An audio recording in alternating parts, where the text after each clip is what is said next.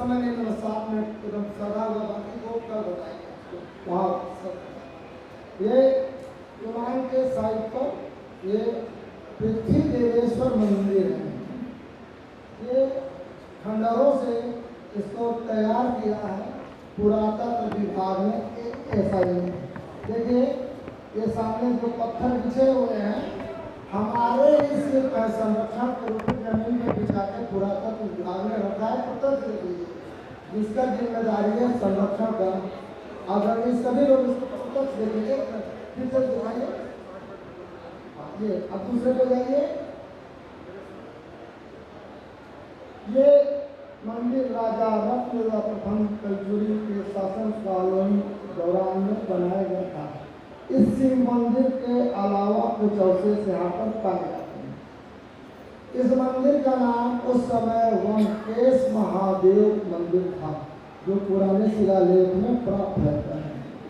ये पृथ्वी देवेश्वर मंदिर नहीं है, ये वेंकटेश्वर महादेव मंदिर है जो शिलालेख है। आप इसको देखिएगा, बहुत ध्यान से देखिएगा, उस पत्थर को देखिए, कल वहाँ पे हम सारे के किनारे खंडहरों में 3 फोटो हमने मनोज जी के सहयोग से खींचा। मेरा हाथ है उधर, दिखाई पीछे दिखाइए, यहाँ देखिए, इधर उधर भी फोकस करिए। ये क्या है, इसको पहचानिए, कोई बता सकते हैं? ये वहीं खंडहर में सामने पड़ा हुआ है।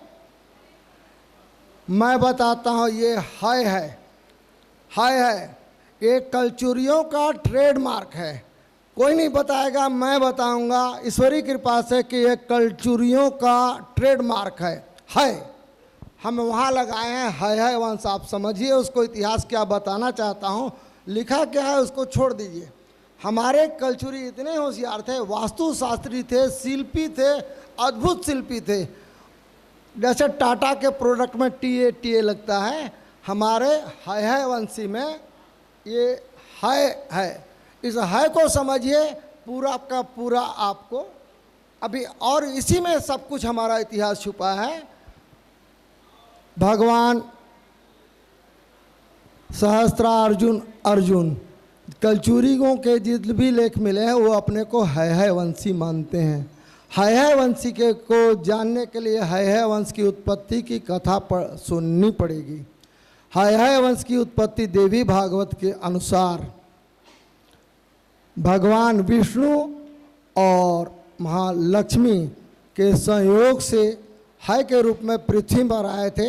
देवी भागवत पुराण कहता है तमसा नदी के किनारे विचरण किए, वहीं पर एक बालक हुआ जिसका नाम एक वीर हुआ। अब तमसा नदी कहाँ है भाई? तमसा नदी पूरे दुनिया में, वो देखिए तमसा नदी है, वो मैहर से लेके प्रयागराज तक 265 किलोमीटर चलती है, प्रवाह है उसका। तो उसके अंतर्गत ही भगवान सहस्त्रबाहु का जन्म हुआ। जब मूल है वंशी जो आए राजा, तो अपने देवता के स्थानों को ढूंढते हुए वहीं पर अपना राजवंश का इतिहास बनाया। उसको काशी प्रसाद जायसवाल जी ने, डॉक्टर काशी प्रसाद जायसवाल जी ने लगभग 90 वर्ष पहले अंधकार युगीन भारत में उसको बताया। ये मेरा खोज वोज नहीं है, ये वहाँ पर एक भूमरा है, उच्च कल्प है जिसको उचहरा राज कहते हैं, मैहर उसी का गढ़ है, और वहाँ गोलकी मठ बना था। ऐसे भी प्रमाण कुछ हैं, कुछ नहीं, शिलालेख हैं कहाँ, लेकिन वो नचना कारी तलाई वो वहाँ से पन्ना राज नागोद राज के बीच में है। मैं वहाँ भ्रमण करके आया हूँ। उच्च कल्प मतलब पहाड़ के ऊपर, जैसे चतुरगढ़ में 6 किलोमीटर बाई 4 किलोमीटर है, वो 30 किलोमीटर बाई 20 किलोमीटर उच्च कल्प राज्य था, जहाँ पर एक राजा था, उसका नाम उसके शिलालेख में भी है, जो कारी तलाई का भी था। नकटी की तलाई में भी उसका एक मंदिर था, अभी कुछ दिन पहले हम शेयर किए थे, उसको हम कल पूरा वीडियो दिखाएंगे। उसमें से आप समझिए कि ये है वंश का ये प्रमाण वहाँ तुमान में है। आगे बढ़ाइए।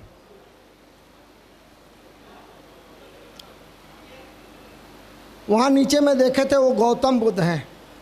तो हमारे गौतम बुद्ध थे, आप पूछेंगे। एक बार पीछे, ये गौतम बुद्ध हैं, कान को देख लीजिएगा, बढ़ा दीजिए। वहाँ का द्वार शाखा है, पुरातत्व विभाग ने ये बनाया है। वहाँ मंदिर में कल मिलेगा। बहुत छोटा छोटा मूर्ति है, कितनी बारीक नक्काशी है। मनोज जी ने बोला कि ये क्या है, तो हमने चिन्हित किया नारायण का दशावतार।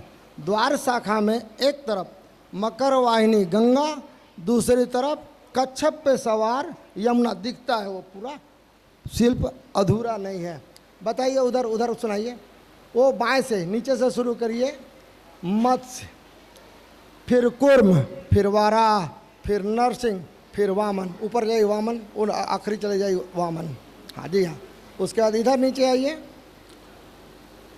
इसके बाद हम आते हैं राम जी नीचे। हाँ, राम दिखा, बस नीचे नीचे। उसके ऊपर परशुराम, राम जी, परशुराम, फिर कृष्ण हैं, फिर बुद्ध हैं, और उसके बाद घोड़े पर सवार कल्कि हैं, जिनका अवतार पुराणों के अनुसार होना था। विद्वान लोग का बैठक है, विद्वान लोग हैं यहाँ। इसका मतलब है कि नारायण के दशावतार को चित्रित किया। क्यों चित्रित किया? कि मेरे माता पिता का वंश है, वो मेरे पिता सपित्र सत्तात्मक सत्ता है। नारायण के दशावतारों को चित्रित किया। धनवेंद्र जी अगर हैं तो पूछते थे आप, बहुत पूछे, 5 घंटे पूछे आप ही का नाम। इसको समझिए धनवेंद्र जी अगर हैं यहाँ पर तो। जी, ये नारायण के दशावतार को, इनका पितृ परिवार है, इसलिए ये इनको नारायण के दशावतारों को चित्रित किया। गौतम बुद्ध को ये धर्म में बांटा, किसने बांटा मैं नहीं बोलने जा रहा हूँ, लेकिन गौतम बुद्ध इसी कलचुरी राजवंश का अंग है। हर पुराने मंदिर, चाहे महास्मृति में जाइए, चाहे आप वहाँ ज्योतिर्लिंग है जो माहेश्वर के इधर ओंकारेश्वर, ओंकारेश्वर का कोई संरक्षित नहीं है। मैं लगभग 300 फोटो स्वयं, हमारी पत्नी नाराज हो गई थी, कहाँ घूम गए थे। हमने ऐसी जगहों को ढूंढा। 300 शिल्प मंदिर के द्वार के बाहर हैं। अंदर के मंदिर को अहिल्याबाई ने जो उद्धार किया है, उसमें भी ऊपर गौतम बुद्ध हैं, बीच में पार्श्वनाथ की मूर्ति है। नारायण के दशावतार तो नहीं बचे हैं, लेकिन नारायण के बहुत से अवतार हैं। पुरातत्वविद लोग जो चित्र दिखा रहे थे, सारा का सारा चित्रण वहाँ पर है, अभी भी है। कलचुरी शिल्प है, तो क्या ये नहीं बताता हूँ, लेकिन मैं प्रमाण से के साथ कहता हूँ कि वह कलचुरी शिल्प है। कुछ खंडहर के माध्यम से, कुछ जीवित माध्यम से। इतिहास और पुरातत्व का शोध है। विषय को मूल पे मैं ले जा रहा हूँ, जो मूल आपको समझना बहुत ज़रूरी है। परशुराम को एक बार फिर से दिखाइए।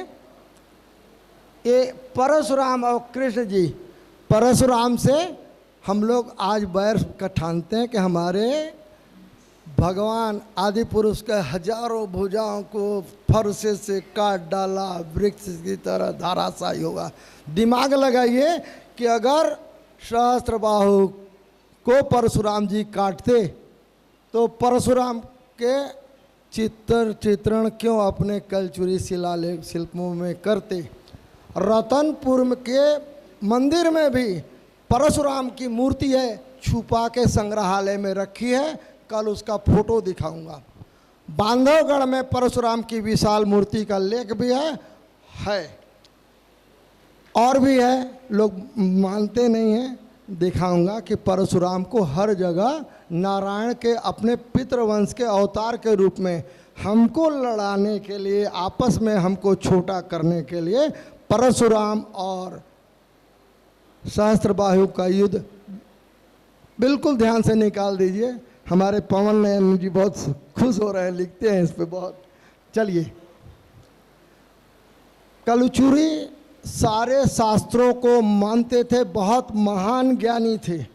ब्राह्मणों से, सारे भारद्वाज गोत्र से भी ज्ञानी थे, क्योंकि वो एक से एक अपने यहाँ रखे थे संरक्षण में, एक से एक विद्वानों को हजार हजार गांव, लाख लाख गांव भी मंदिरों के मठों को दिया था। तो उनके दरबार में वैसे ज्ञानी लोग रहते थे, साधक भी थे। वो गरुड़ासीन विष्णु और ग्रहों का चित्रण तुमान का शिल्प है, उधर देखिए। ब्रह्मा जी और 9 ग्रहों का चित्रण है, वहाँ कल आप देखिएगा। आगे क्या है, कुछ है। रत्नपुर में, वहाँ तुमान में रत्नदेव ने पहले वंकेश का मंदिर बनाया। वंकेश का मतलब होता है वेंकटेश, नारायण का रूप, इसलिए शिव जी स्वयं नारायण को पूजते हैं, नारायण शिव को पूजते हैं। हर पुराण में इस बात का उल्लेख, पुराने पुराणों में, रामायण में भी शिव राम को भजते हैं, राम शिव को भजते हैं। ये प्रमाण हमारे शिल्पों में है। आगे चलिए। चतुरगढ़ किला, महिषासुरमर्दिनी मंदिर बहुत अच्छा है, लेकिन कल समय नहीं है, नहीं तो इसका भी भ्रमण कराता अपने। हाँ, चतुरगढ़ का और थोड़ा पीछे जाइए। ये बचा हुआ है अपनी कलचुरी कालीन, ये उनका लिखा हुआ है। महिषासुरमर्दिनी का ये टूटा हुआ था, इसको जो चौहान जी आए थे, ये लोग और पुरातत्व विभाग मिला के जोड़े हैं। ये मंदिर है, मंदिर में कुछ भी नहीं बचा है, लेकिन है। आगे दिखाइए, कहीं द्वार है, अद्भुत। ये मिर्जापुर के, हाँ दिखाई पीछे, और पीछे जाइए थोड़ा सा। ये चतुरगढ़ का द्वार है। ये 1000 वर्षों पहले इतने विशाल शिलाखंडों को कहाँ से लाएगा, सोचने का विषय है। ये पत्थर को मिलान करेंगे तो प्रमाण मिलेगा आपको, ये कहीं और से नहीं लाए थे। ये यहीं मिर्ज़ापुर ज़िले का रावण के अंदर जो खदान है, उस ज़माने में उसी खदान से लाए थे। इतने विशाल शिलाखंडों को कैसे लाए होंगे, हाथी से लाए। पृथ्वी देवेश्वर का लिखा है कि इतना बलवान है कि हाथियों को सिर को मुष्टि से फोड़ डालता है हमारा पृथ्वी देव। पृथ्वी देव का जब चर्चा आया है तो पृथ्वी देव ने इस वंकेश महादेव के मंदिर का, मतलब नारायण के नाम पे बना हुआ शिव मंदिर है, उस पे पृथ्वी देव ने इसके चतुष्का का निर्माण कराया, उसका शिलालेख है। इतना प्रमाण। ये पाली वाणवंशी ने हराया, उसको हराया, हम लोग उसी को आगे बढ़ रहे हैं। वाणवंशी राजाओं ने बिला, उधर देखिए है, उसमें मैंने नहीं लगाया है। उस ट्रेडमार्क को अगर समझ जाते कि है वंशी ने बनाया, तो उसको भी अंग्रेज लोग नहीं लगाने देते, उस समय के राजा महाराजा लोग नहीं लगाते। लेकिन चोरी करता है तो चोर एक ठो प्रमाण छोड़ देता है, मेरा तो ऐसा मत है। इतिहास को धीरे धीरे जब अध्ययन करेंगे आप, वहाँ पर जाके क्या लिखा है वो कुछ नहीं मालूम, लेकिन आप जाके जब देखेंगे, मैंने 2 लाख किलोमीटर से ज़्यादा यात्रा की, एक एक जगह पहचानने के लिए 4-4 बार गया, 40 बार हम वहाँ गए थे। है तो रिकॉर्ड करके लाए थे नारायण का 10 अवतार। पिछले बार इस मीटिंग के निरीक्षण के लिए थे, मनोज जी बोले कि ये क्या है, मत से देखे बस पहचाने, मुझको बताए, हम लोग तुरंत वहाँ पे बड़ा किए स्क्रीन, सारे चीज़ों का प्रमाण वहाँ पे मिलेगा। अब इसका तो हमारे ले गए थे जब हम महामाया का, जब महामाया हमारी अधिष्ठात्री हैं, तो पहले नंबर से दिखाइए। मैं इस कार्यक्रम के बाद ये जब स्लाइड बनाया हूँ, मनोज जी इसमें तुमान जो लिखा है वही लिख दिया, 950 से 700 900, हाँ जो पहले ऊपर कलचुरी शिल्पों में नहीं होता, सभी जगह पाया जाता। साल से ज़्यादा पहले का है, नहीं 1000 साल का नहीं, 1200 साल के इसके प्रमाण हमारे यहाँ शिल्पों में संरक्षित नहीं है, लेकिन हैं। आगे बढ़ाइए। ये भी दरवाज़ा है, कितना अद्भुत है। कहाँ है? ये पाली का शिव मंदिर है। हम लोग पढ़ते हैं किताब में, लगातार पढ़ते हैं, मैं भी नहीं मानता था। ये है का चित्रण है, जिसको हमको पुरातत्व सागर में 4 क्लास ले चुका हूँ। वो लोग मानते थे कि अश्व ब्याल, मैं क्या, ब्याल का शब्द ब्याल होता है शेर के इसके रोए होते हैं जो बाघ के, उसको व्याल बोला जाता है। ऐसा अश्व व्याल का कहीं चित्रण, ये अश्व हमारे है वंशियों का ट्रेडमार्क है माननीय मंत्री जी, यही ध्यान। हाँ, वो जाजौलदेव ने फिर से उसका वो कराया था, जाजौलदेव ने कराया, लेकिन बताते हैं वाणवंशियों ने किया। वाणवंशी हैं लेकिन यहाँ पर नहीं है, बस्तर में हैं जी। वो जाजौलदेव का है, लेकिन उसके पहले इसको ये तुमान नहीं, ये बाद में, इसका हाँ बाद में लिखा हुआ है, लेकिन ये है वंशी के द्वारा बनाया हुआ मंदिर है ये पाली का। अब मंत्री जी, बहुत सौभाग्य है कि आप सत्र चलते हुए आ गए। हम हमारे जो काशी के विद्वान हैं दो, थोड़ा सा सामने आ जाइए, बहुत थोड़े से। हम अनुशासन भंग कर रहे हैं, मैं जान रहा हूं कि हम अनुशासन भंग कर रहे हैं, लेकिन माननीय मंत्री जी इसके प्रेरणा स्रोत हैं, हमने कोई ऐसा बोला नहीं है, इनके मुंह से निकला है। तो थोड़ा सा तो आ जाइए आप, थोड़ा सा आ जाइए, क्योंकि समय उनका वहाँ था। दोनों जन आ जाइए, जो भी थोड़ा सा, बहुत थोड़ा सा, फिर चलते हैं हम लोग।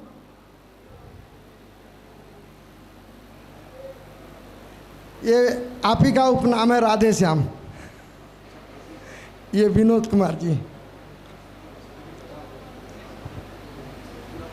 जी।